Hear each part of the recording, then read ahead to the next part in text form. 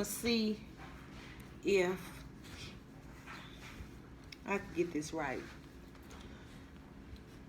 Sometimes I don't even know if compelled is the correct word, but it's times when I want to make a video like I'm doing now and talk about abuse. Then it feels like just something heavy to even discuss, like abuse, talking about abuse. So I think so when I asked myself why I want to make a video about abuse, because I actually have people that call me, and I'm not no counselor or nothing like that.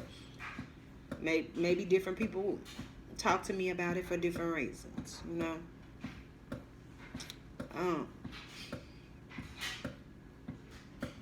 I end up having people talking to me about their abuse. And as a woman that was in a relationship that was very unhealthy and abusive,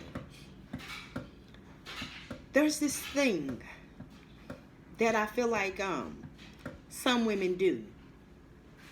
And I almost feel like it's some type of association. Like, for instance, you selected that person in your life, that abusive person in your life, for probably a number of different reasons. One being you all have familiar trauma. And that trauma bonds that drew you together. And then also, I think that on both sides, whether it be the male or the female, but when I talk, I'm mostly going to talk from a female side because I'm a woman. I can tell you about my experience as a woman. I can never tell you fully about the experience of a man. Everything I say about a man is hearsay that I learned from like multiple men or just going around listening to men. So with saying that, I feel like also some women choose, I quite never know how to say this, choose a certain type of guy because you don't have to be fully responsible for yourself in some ways. And I'll give you an example. And maybe those that are smarter than me can help me out with this here. I had at one point dated a guy that was really clear about who he was, or who he is as a man. He's also really clear about the type of woman that he wants in his life. So it's certain things that he looking for in a woman for him. For him, he was looking for a certain mindset and just a certain type of a woman. He did not want, from what I learned from him, he wasn't looking for a woman to match his money. That's what I want to say. That wasn't his thing. He wasn't looking like some people say, oh, well, you know, I got this. What are you bringing to the table? And then I hear some women, you know, say, you know, what they have financially that they could bring to the table and this. And he wasn't looking for your finances. He was looking for a specific type of woman with a mindset that he could grow and live life with. He was checking for intelligence, your intelligence level, your common sense, your respect level, how you treat yourself, how you treat a man, how you treat your kids, most importantly, how you treat yourself. Like, I learned a lot from that situation. Some men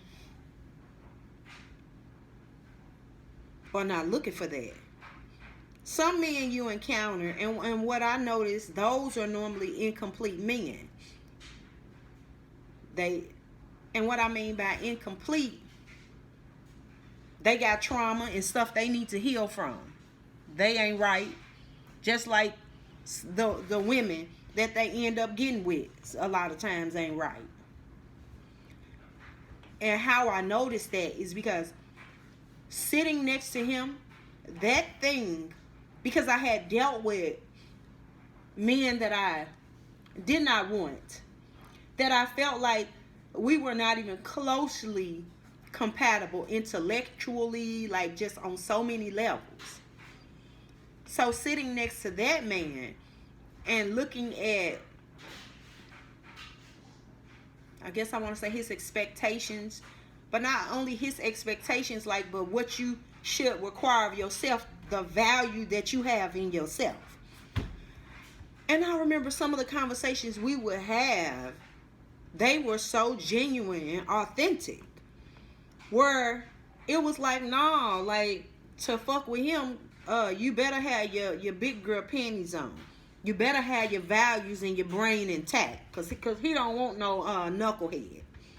And I feel like sometimes women will downplay ourselves, or anybody, a man may do this.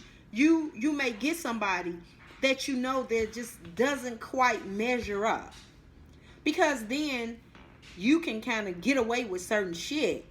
Whereas sitting next to a man like that, like, nah, he ain't letting you off the hook. Like, you need to be as responsible as you should be. Like, he's looking for great qualities. And if you don't have these great qualities, and you're not carrying yourself with a great value and showing up this way and loving yourself, like, he don't want to fuck with you. You ain't his type. The money he got, that's in the bag. He that's not the issue. He's looking for a person that's sure of themselves, know who they are, take the time out to learn and know things, and to pursue, life at greater levels. And so, I was really intrigued by that. And sometimes, and I also, me personally, I like the feeling of not being, and I hope this connect with what I said prior, not being the so-called smart one in a relationship. Don't mean you smart, just the so-called smart one in a relationship. I was used to being the one that figure it out, the supposedly smarter one in the relationship. When I experienced the man that seemed to, from my experience with him, most things, he knew a lot of things already. He didn't need a woman to, like, come along and act like his mama. Like, my mama already did that. And I think a lot of times on abuse end, because that's where this subject is leading to, abuse, many women, men, people encounter people that have missed a lot of teachings along the way. And when you encounter that, it's intimidating. It wreaks all type of havoc inside of a relationship when you missing something.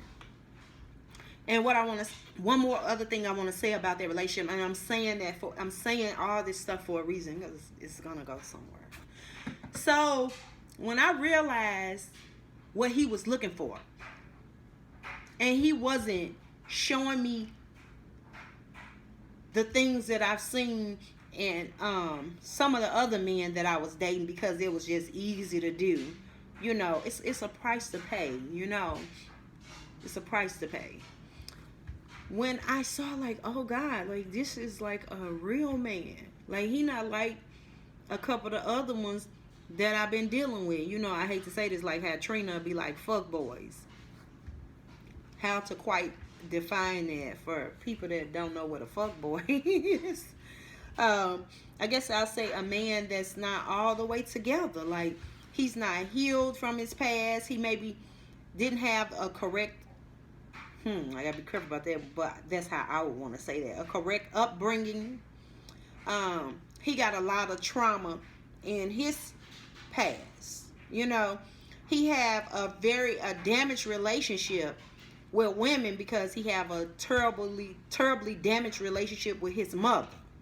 But when you encounter a man that, whether it be his mother, somebody taught him about women, and then he also have the part about being a man, and then now you and this man mixing, and you see that he not like the other men, like on some bullshit necessarily.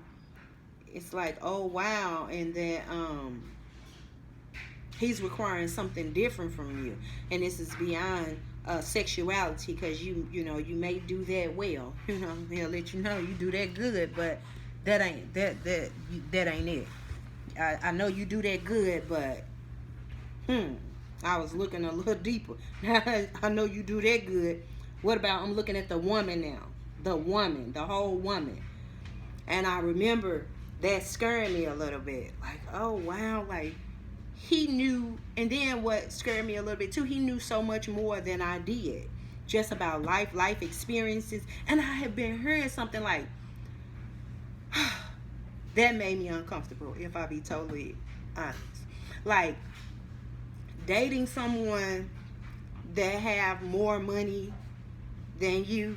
Then I want to cry, because I like to get it out here. I consider myself a hustler, like, and some people don't like that word, but what I mean by a hustler is I'm a woman that believe in going out here and earning my own money, so that I won't be relying on a man, so that whatever he gives me, like if you decide to give me something, it'll be extra. It won't be me relying or depending or trying to get you because, oh, I found out you got some money and I want your money. No, that's not what I want.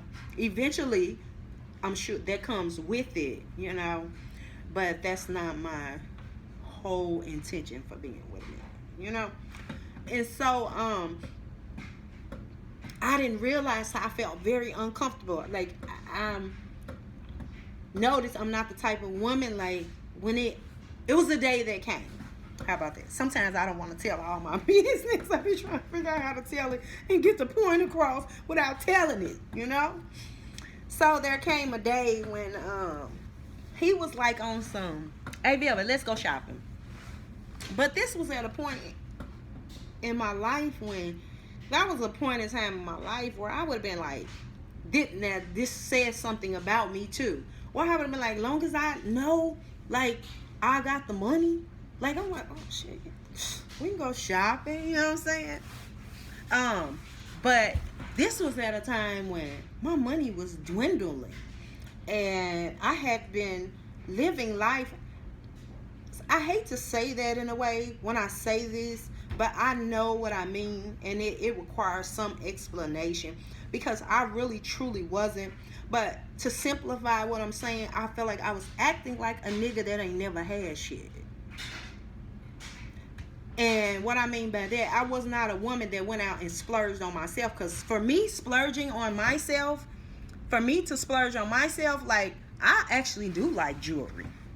I am a strong believer. I'm the type of woman, I could buy some jewelry, some diamonds, and sit in. I don't need y'all to see them. I do not.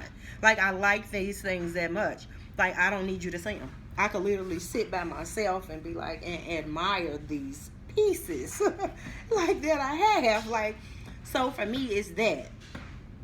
So anyway, let's go shopping, is what he said. And I remember, like, just thinking, I'm not going to tell the full story. I'm just going to tell the part that's going to get me to what I'm talking about. I remember thinking in myself, like, I couldn't quite put it into words, but how I felt is, I don't want a person to take me shopping, and I can't afford to take myself shopping. Like, it just didn't make sense to me. So I felt some type of way, like, but I never verbalized that to him. I didn't say, like, I don't want to go shopping because I can't take myself shopping. Like, I know he was paying for it, but, like, I just didn't feel comfortable. I didn't feel comfortable with him taking me shopping and buying me stuff that I couldn't buy myself. That was the moment I was in. And so what I'm saying, I'm getting to, What he had encountered and was dating a woman that just stepped out of an abusive relationship. It wasn't until I got to know him that I was like, damn, like I fuck up fucking with this man. Like I have was so used to a destructive relationship that like I was doing to him what I was used to in my prior relationship. I had got used to that confrontation. I had got used to arguing, cursing motherfuckers out, veins popping out the side of my neck, yelling at the top of my motherfucking lungs, and that. That's not how I started though. I learned that behavior from being with that person. Like at first I used to be like a sitting duck, like literally like in shock that this is my experience. Like I almost didn't want, like I was in denial. Like I used to be thinking like this is not real. And then there would be moments like I would be like when we would have altercations, the communication was horrible. I'm a communicator. I want to talk. Like if I have an issue with the person that I so-called love, like I want to discuss, I want to have a discussion where we going wrong at. But to be in a situation where you can't have a discussion with that person, and I remember the first time, like, well, maybe it wasn't the first time, but shit happened so many times I can't even remember a first time. But I remember the first time, like, he was cursing me out and stuff, and I was all type of bitches and hoes. Like, I will never forget that. I was literally sitting, like, replaying it back as he was. I'm like, bitch, ho. I'm this type of person. I don't care if I been knowing the words since I was 12. Like me, I always been the child that you say some shit in front of me. I'm 10 years old. I knew to get a dictionary. Thanks to the Yahweh being Yahweh temple. Yahweh University. Say something in front of me, I don't know what it is. You said somebody did a blowjob. This is a shame. I was 10. I remember hearing it. I went and get me a dictionary. First, I tried to ask everybody, what that mean? What is that? What is that? Everybody looking at me, I'm asking grown, but they're like, this little girl just asked me what is a blowjob. Shit, I need to know. They is having this conversation. I go get a dictionary. I'm finna look it up. Nobody tell me. So, for some reason, that sticks with me as an adult, just through my life. So, though I know what a hoe is, the tool, and when you abuse the word, I was like, hoe. I know you're not talking about the tool hoe. You calling me a hoe, like in a derogatory way, like a hoe. That's a woman that sleeps from this man, that man. Like, I've never done that before. Why are you calling me that? Like I'm totally internalizing things. So abuse. When you start experiencing abuse, whether it be physical, because I know some people experience a lot of physical abuse, and some people experience verbal abuse, emotional abuse, like neglect abuse. We can go on and on with this abuse shit. But this is what I want to say. I want to say some disclaimers. If what I'm saying, if the definition don't fit what I'm saying, yeah, get your books out and you correct me. Yeah. For me, these are disclaimers. And I'm talking about abuse at some point. Men are physically stronger than women. I feel like we all know that. I don't care what society got going on now. Period. Men are stronger than women. There is an exception to every rule. Because I know somebody gonna say, no, I'm as women there, yeah. But we know naturally men are stronger. And they can lift more weight than most women and stuff like that. So my next thing is for women or people. No.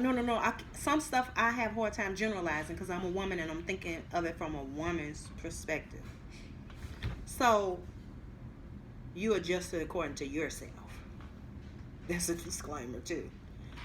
So to women that date men and you thought you were in a monogamous relationship and found out you wasn't. Why are you trying to discipline a man? That's a question to ask yourself.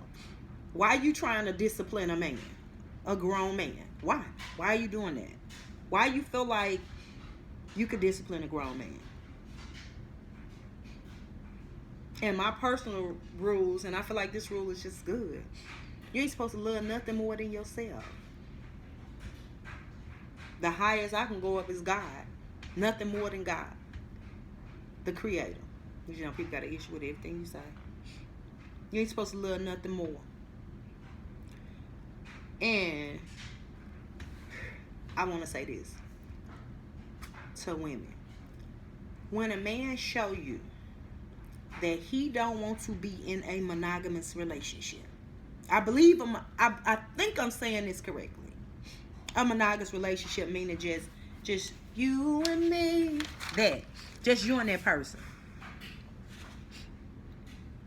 Why you don't believe the action louder than the words, than the sorries? Why you don't believe that? Why also you think that you can scream and yell and make a man be faithful to you? If he like 3-5 women and that's what he want to do, why you won't let him do that?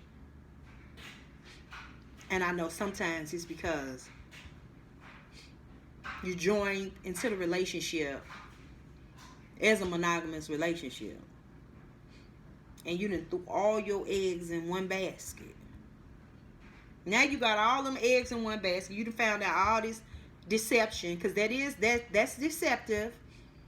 For a man to give a woman the impression that he only wants to be with her, knowing that that's not true, knowing that you want 4-5 other women. Just say that. Say that. I mean, she may not be the one, but it's some women that I know plenty of women like that. That's cool with that. But to women, like, why you feel like you could discipline a man? Why you feel like you could make him be in a monogamous relationship by talking down to him, talking bad to him? Now, in the situation, I feel like I'm saying this because I feel like in a lot of ways, women are not acknowledging themselves in situations. Like, I feel like it's too easy just to be like, he was abusive. Like, or you looking at yourself. You may not be good for a relationship either. You may not be ready. That's what a lot of things taught me, too. You may not be ready for a relationship yourself.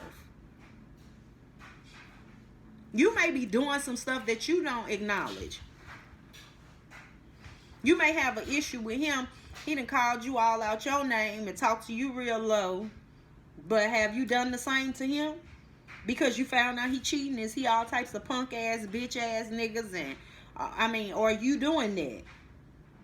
And then when it come back to you, none of it is good, is what I'm saying. But I'm just saying sometimes things could seem very one-sided. Like, it was just him. By all means, don't stay in an abusive relationship. Like, I mean, sometimes you may need to sit and tell yourself every fucking excuse. And then ask yourself, record it, write it down. All them excuses that you making to stay with somebody that's sitting up disrespecting you, beating your ass like you a child, putting their hands on you, and you making excuses to stay there. You done made 1,000 excuses. You talk to people. You make excuses when you talk to people. I get it. You got yourself into some shit that you know you having a hard time. That what Jada Pinkett said, that's an entanglement right there. That's an entanglement. You done got yourself in an entanglement.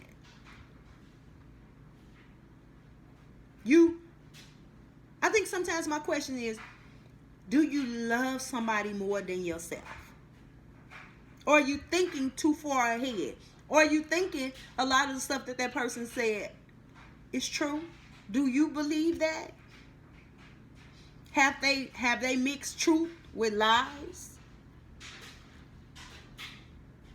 Have they told you so many lies about yourself that you believe it to the point where you don't think you can get nobody else? But my thoughts are, if you in an abusive relationship, why are you worried about the next one?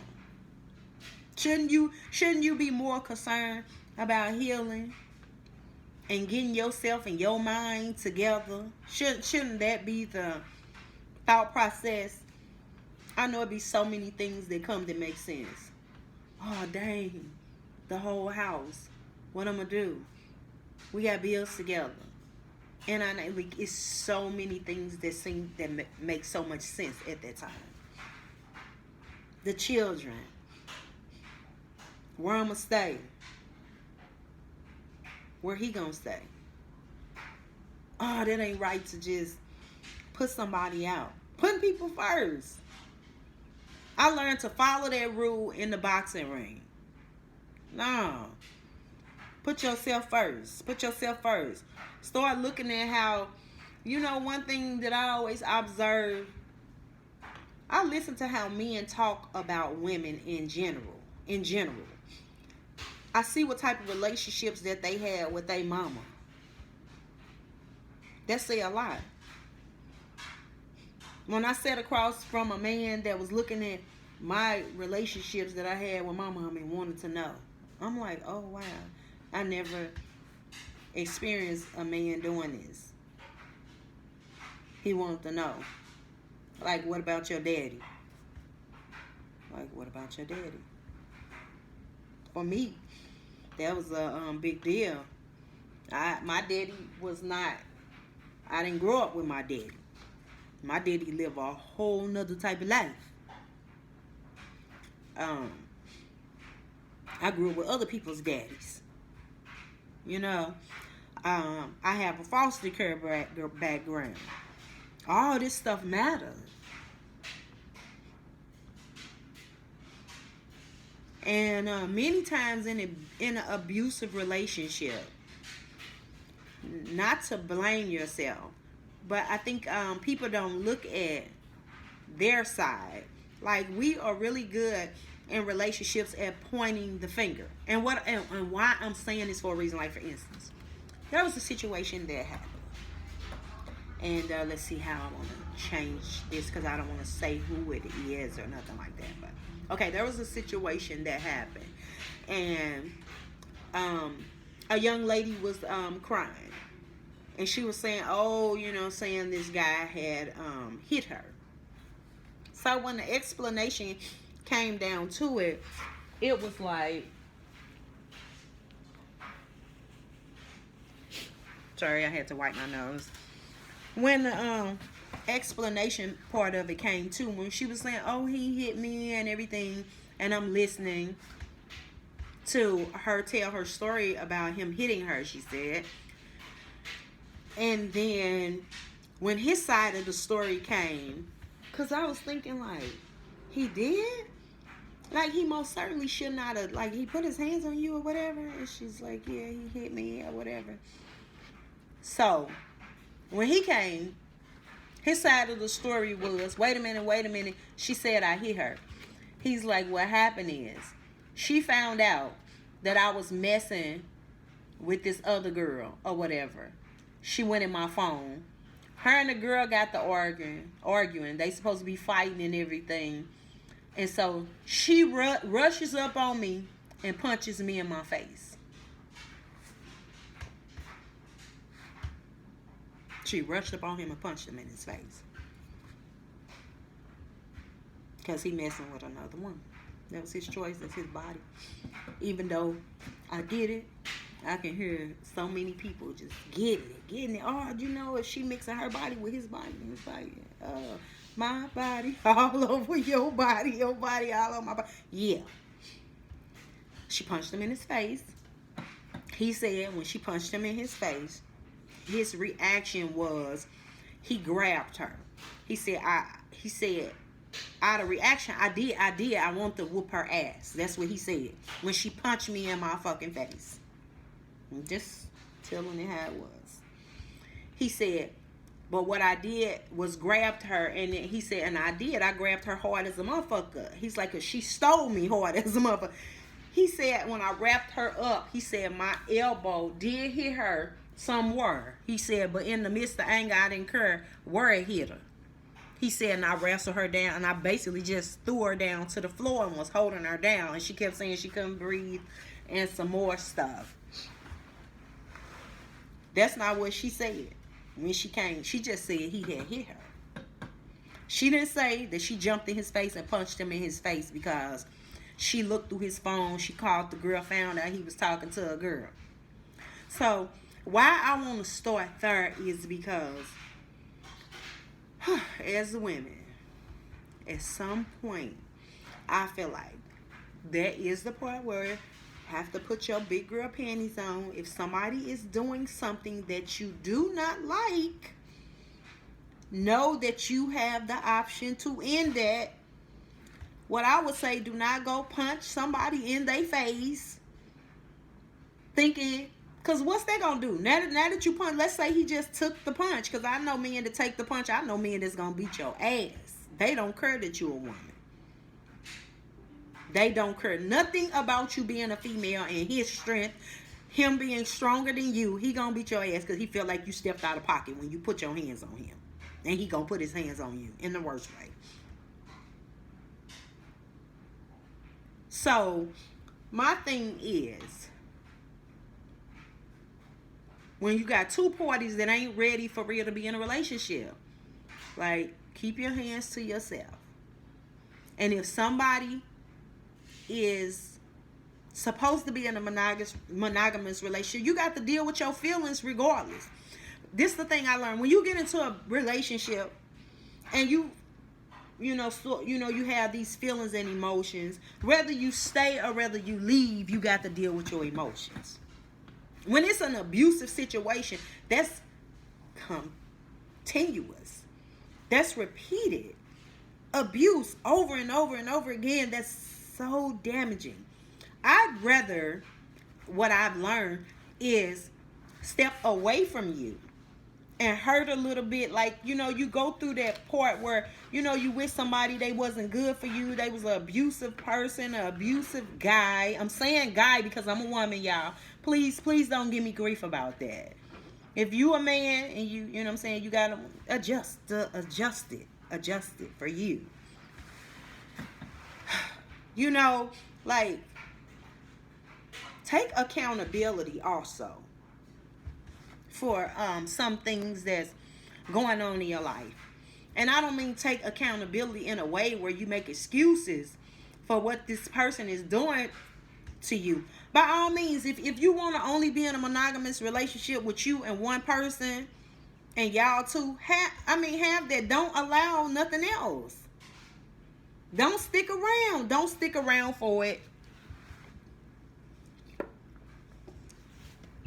Do not stick around letting somebody mistreat you. Hoping and praying they change.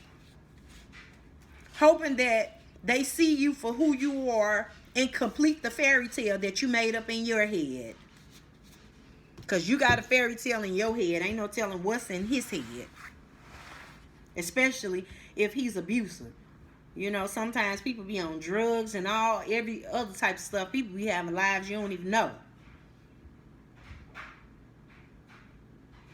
But if a monogamous relationship is what you want, like, quit making excuses to stick around in abuse. End that shit. End it, period. It's 1,000 excuses. It's too many to even, keep up with. It's too many of them. Oh, okay, we're going to have to divide the bills, or we got the same bank account. Here's money, my money. Like, shit, I remember I used to sit in my truck and think about it. Like, damn, I don't want to be with him no more. Damn. I thought I had made this fairy tale in my head. I don't know what type of story he had in his head. In my head, we was together till we died. Until I realized he lived a lifestyle that I don't want to live this lifestyle with you. And why have I punished myself to such degrees where it can affect the way you look. It affects your health. A lot of people got high blood pressure because of it. It's affecting you in your health. So you love this person more than you love yourself. That ain't even love. Look up the attributes of love. That's not love. You are a person traumatized in yourself. Because those are not attributes of love. You traumatize your damn self. And to a degree, you using this person. I don't know if that was a good choice of word, but for whatever you have this person in your life for. I used to sit in my truck. Oh man, what I'm gonna do? We make our money together. We have everything together. Where I'm gonna go? I've been letting him handle everything. Then I'm crying, I'm emotional and boo-hooing. Then I'm back and forth. Oh, I gotta go, I gotta leave. I gotta leave no matter what. I gotta leave. I could start over. I gotta leave. How we finna divide this money? Everybody ain't agreeable. Sometimes you want to leave a relationship. They don't want you to go. It becomes a lot. But if you sit around and keep thinking about all the things that you feel like that you don't even consider as excuses, you feel like these are things that's in your life and it's gonna be difficult. That's what it be. Because just even in thought is difficult. Like, oh, how we gonna do this? How we gonna split this up? And then, plus, when people are breaking up, they're fighting anyway. Dang, how we gonna do this? That stress on you. All that stress. How I'm gonna figure this out? And what I learned about that is staying in the relationship that's abusive and not healthy for you is more damaging than leaving. Because here's the thing. When you leave, your situation may not be favorable. If you put all your eggs in one basket, it may not be favorable. Meaning, you may have to go to a shelter. You mismanage your money when you allow somebody else to handle all your fucking money. You mismanage your shit. You may have to go stay with someone. But what I realized is the part of healing. That was the most important thing. Allowing yourself to heal. Oh, what people gonna say about you? Oh. I remember being at a I never forget this moment. I remember he and I was at a we was at an event of some sort. But I'll never forget this moment for some reason. It was a kind of revealing moment for me. And I remember being there. And I remember just sitting quiet. And I'm not very quiet. I remember sitting quiet. And I remember doing the event and everything. People was like, oh, I didn't know that was your, person. I say that. Like, oh, I didn't know you and him was together or whatever. And then they was like, oh, like different ladies, men, couples was like, oh, you so pretty. And I'm like, thank you, whatever. And I'm just sitting there. I'm listening to him talk to everybody and everybody laughing as usual. He like have a natural comedic ability, where he like super funny. And I remember a couple ladies like just like talking to me, and I was quiet this day because I think we had gotten into like maybe an argument or something. He had done some shit that I was like, that's foul, that's wrong. Like I was getting to that point, like I'm tired of this. Like I know I'm a good wife. Like I'm a good wife to you. Why are you doing this stuff to me? So I was quiet this day, like just more in my spirit quiet. And then I just tried to voice saying that and just said that's okay. I got something for that at the end of this stuff. So the ladies was sitting around talking to me, and I remember it was like a couple ladies, I don't remember how many, saying to me like, girl, he must have you bugging up at home. So I'm listening to them talking to me. Like, he is so funny. Is he funny like this at home? I'm like, yeah, he funny like that at home. They like, wow, they like so amazed. Like, they loving him so much. And I remember one lady was saying like, oh, you almost have like the most beautiful relationship. Like, just the crickets, you know. She was like, yeah, I almost have the most beautiful relationship. Girl, he's so funny. And then she was like, and you so cute, you know, like that older lady or whatever.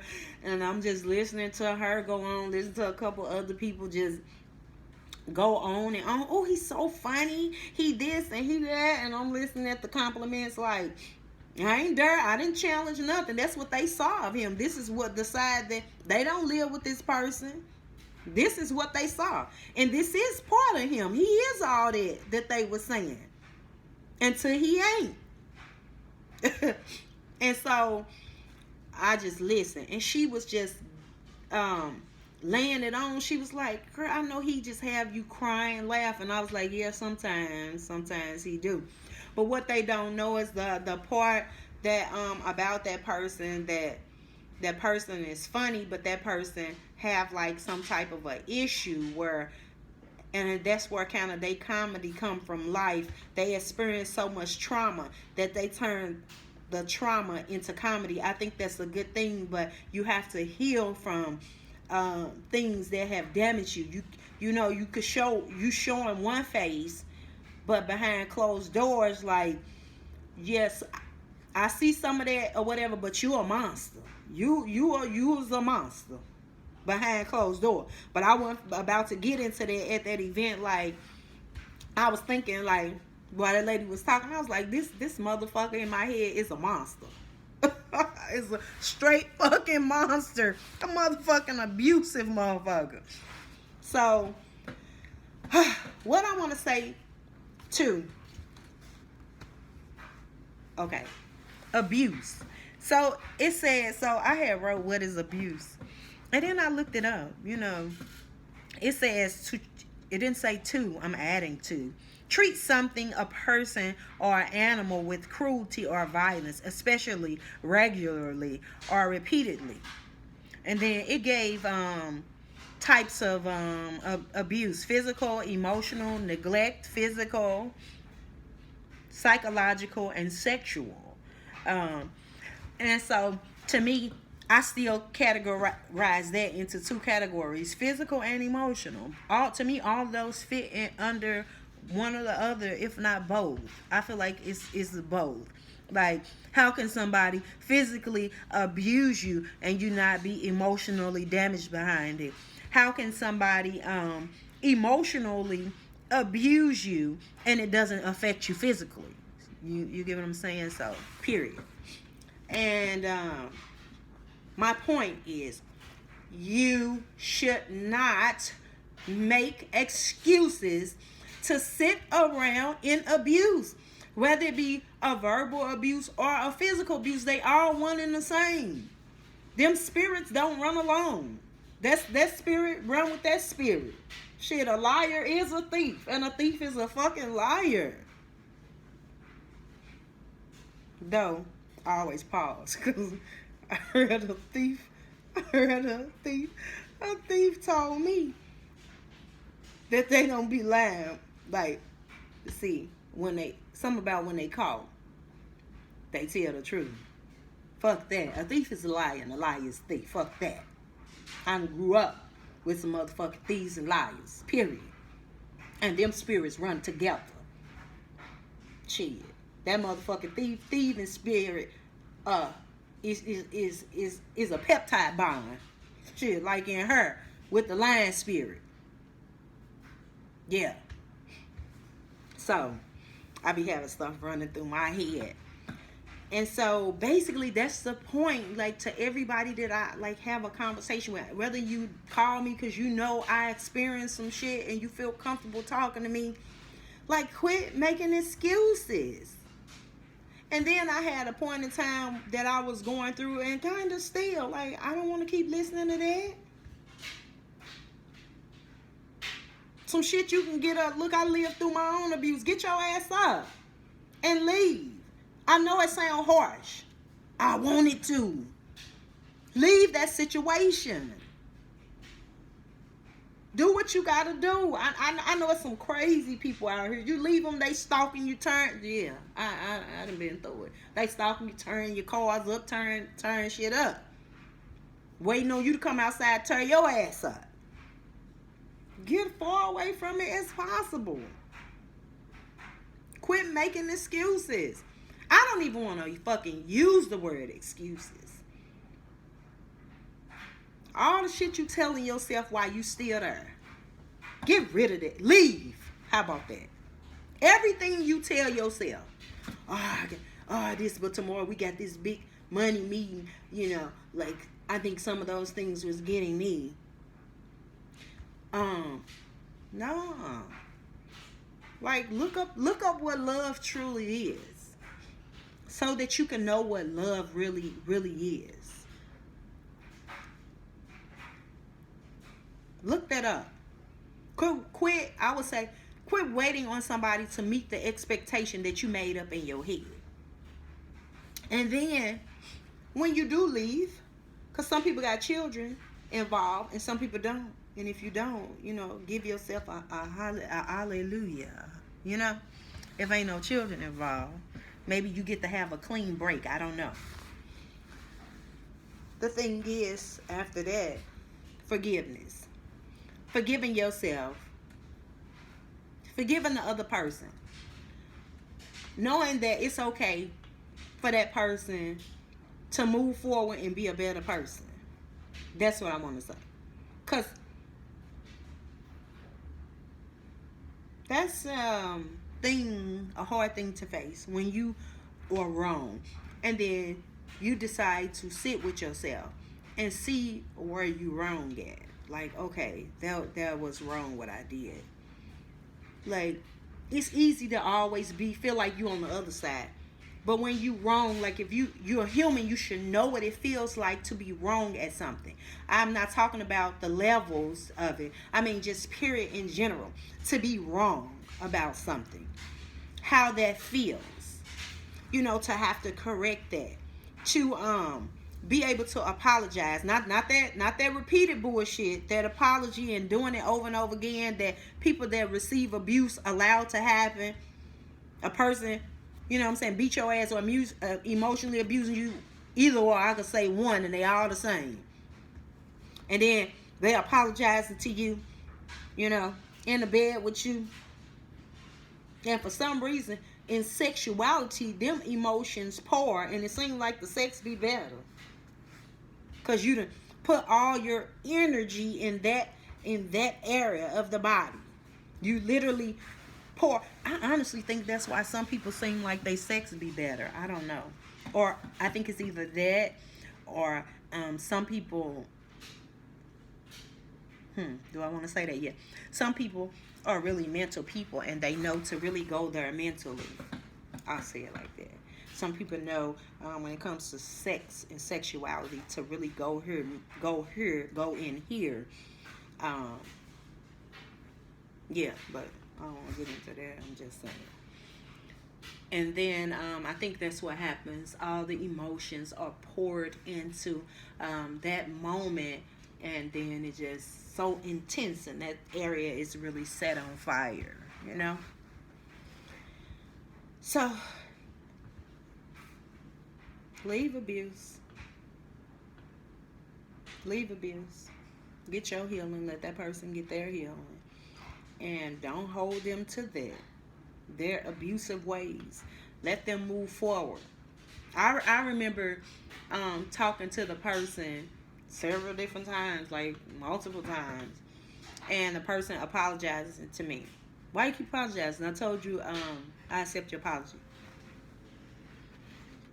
Don't get it twisted. I don't never want you back. But I accept your apology. Oh, you say you ain't the man? Good. You ain't that man no more? Good. I'm glad. I'm glad. Because if you realize what you've done and it really hurts you now, you have to forgive yourself. You got to forgive yourself for messing over a really good person. And I want you to know that I forgive you. I honestly do forgive you. That part was really hard for me. Like, to genuinely, I'm not the type of person to just say it and not really mean it. Like, I remember I used to say, I hate that motherfucker. And I think it was my foster mother who said, oh, hate is, which people say that like hate is a strong word. I said, well, maybe, should I lie? Like, that's how I'm feeling. I'm feeling hate. That's what I'm feeling. I'm feeling hatred. Oh, that's wrong. It's wrong to hate somebody. I said, yeah, I know that. I've been taught that it was wrong. Y'all taught us it's wrong to hate people. But you asked, and I'm telling you, I hate him. She said, well, she thought about it. She said, well, I could say I've been in that situation before. You know, she's a Christian, so, you know, she's going to give me Christian advice. She said, what you do, and which I don't think that was bad advice that she had given to me. She said, what you want to do is, I don't know, what made you call me, but anyway. I ain't going to say that. Yeah, it'll be nice. She said that what you want to do is you want to pray about that and you want to work on it. Because you don't want to be out here hating nobody. And I was like, yeah, I'm trying to work on it. That's what I told her. I'm trying to work on it, but I hate him. And I had realized, too, just even through just hating him, like, I got to find a way to let this go. But what was making it so hard to let the hatred go, because I kept playing everything he done to me. I would play that shit. I had that shit, run it back on replay. Shit in this club, in the house, everywhere that shit was on. Scratch the beat, replay. I was playing the shit out there. So funny, I'm gonna tell one more thing, I'm gonna get my ass off of here. One day, I was pulled up at the gas station. I was like, oh God. Just dramatic, you know? I work at Walmart. And I feel like, the universe, the Most High, the Creator, Yahweh for me. Yahweh for me. Always see me through. Always provide for me. If I'm sitting somewhere that I know that there is something there for me. Like, Yahweh has not placed me somewhere. Don't be distracted because I say Yahweh. You say Jesus. Say Jesus. I'm okay. I say Yahweh.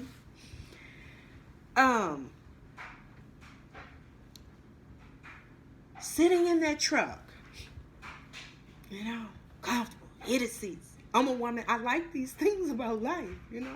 Why should I lie? This is what I like.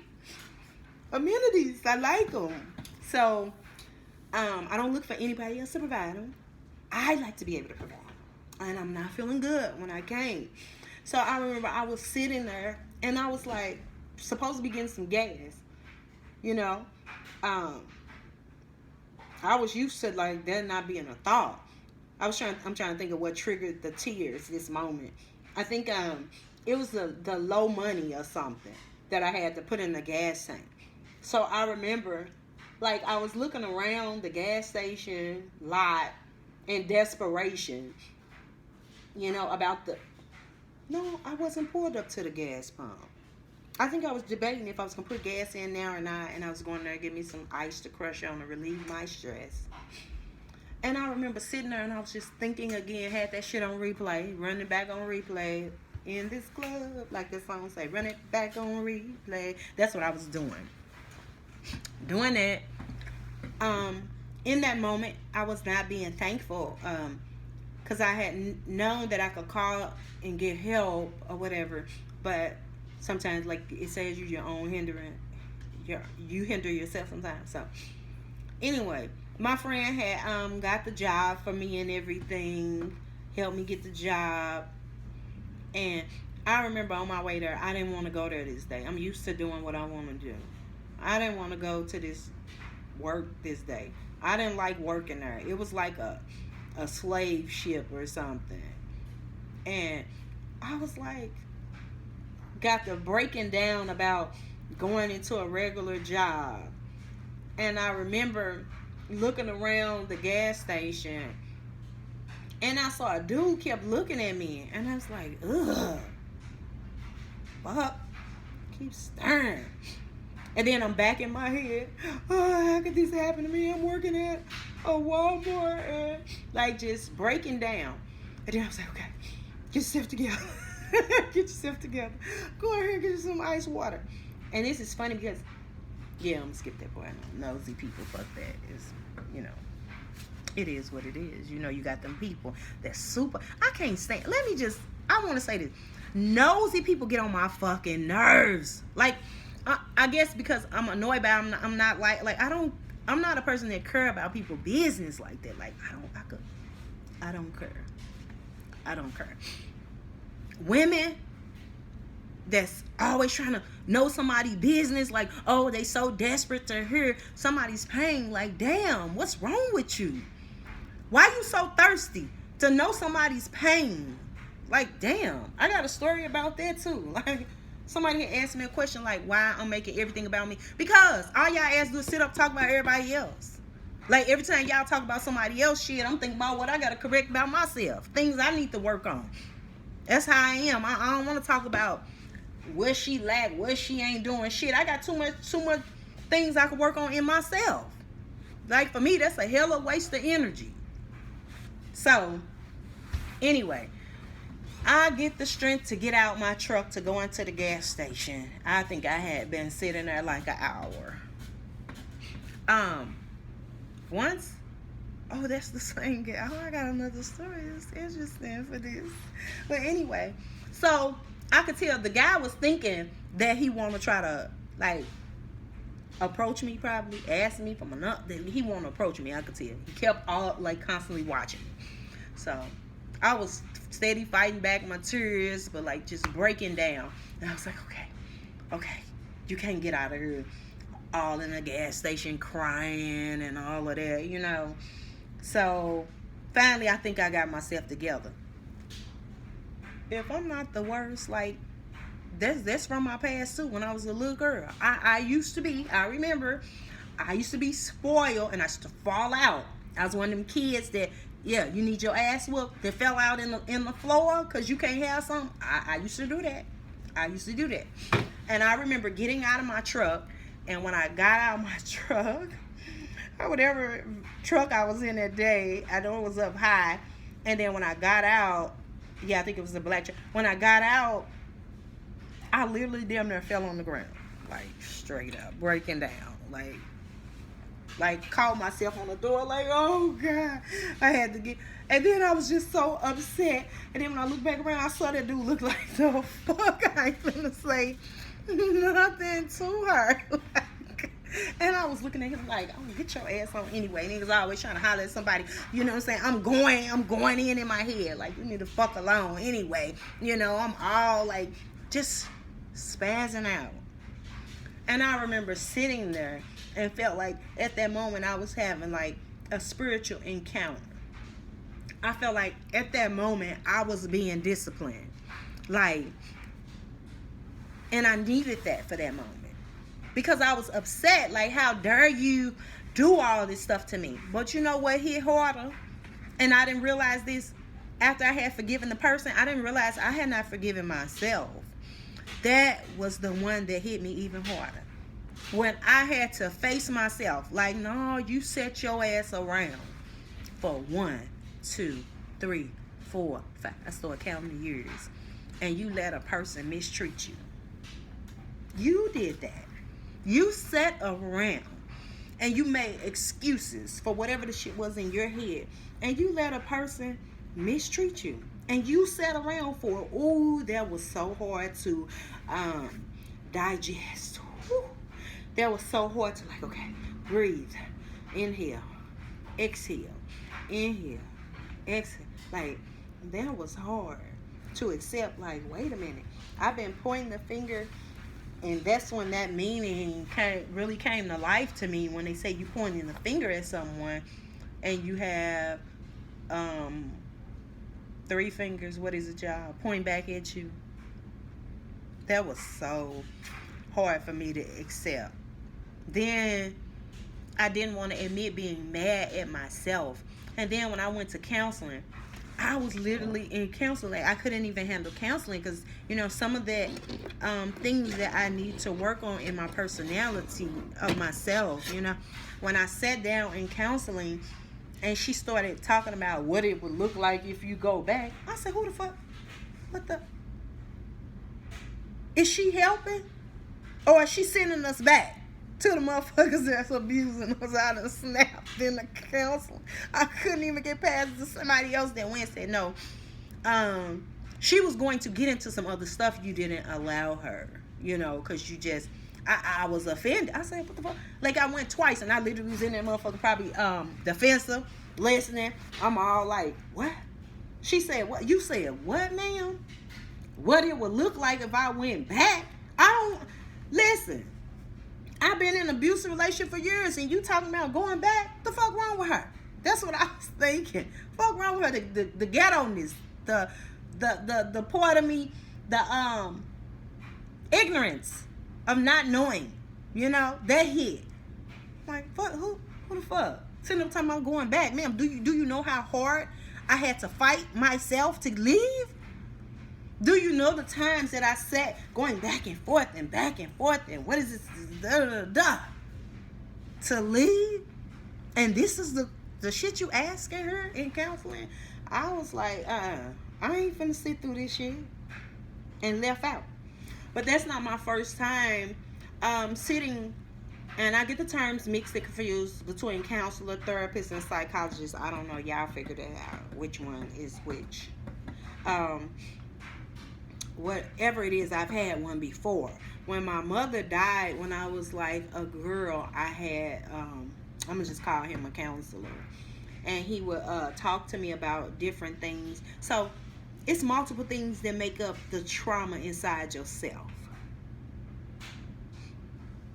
My point is, if you are being abused, if you are abusing, because sometimes we point fingers and we doing stuff too, that don't make it okay.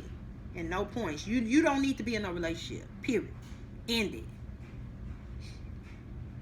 Get out of a situation where somebody is beating your ass. Thankful. You got 2 legs. If you don't got 2 legs, they got all type of... Now, this is the part that gets me. I want to say this in encouragement. They have all types of organizations that help, they say. Ain't none of these motherfuckers never helped me. Now, I know people that have received help, So, try it out. Like, get yourself some help. But most importantly, don't give yourself not one reason to stick around for the destruction of yourself. That's how I want to say that. I'm going to say it again. Do not give yourself not one reason to stick around for the destruction of yourself. Because I'll tell you one more thing, which I say that all the time, and it end up being 4 or 5 more things. The beautiful thing about leaving an abusive relationship is allowing yourself to be away from that to heal yourself. See, when you in it, it's like repeated damage. And that damage is going further in, becoming more destructive, and it's just destroying you. When you pull yourself out of it, you allow yourself to heal. And a part of the healing process, yes, you have some days when you want to call the person. A different maybe I should call. You want to call the person. Oh, because that's just your biorhythm kicking in. That's the person you're used to speaking with. That's the person you've been living your life with. That's just your biorhythm. Don't let your biorhythm throw you off. Matter of fact, don't let your biorhythm get you fucked up. How about that? Don't let your biorhythm do it. You'll be better off with those days of hurt that's going to heal you than those days of hurt, of abuse, repeatedly destroying you. Because, see, you healing on the other side. Away from that abuse, you healing. And those days going to get easier. Those moments that you have where you're like, no, I want to call. Sometimes you want to call to argue. You want to call for multiple reasons. You want to call like you're calling about something. It's just urging you to hear this person's voice, you know, the urge, the biorhythm that came up, you know. You have to practice letting it go. You know, all addictions you have to, and habits, you can replace with something else. You can replace it with a good habit. You can do something else to occupy that time. And then eventually it'll subside. I remember feeling like that. I would have days where I'm like, why I want to call this person? Because I've been with them for years. Why I want to call them? I was sure when I left. Like, why I want to call and talk to them?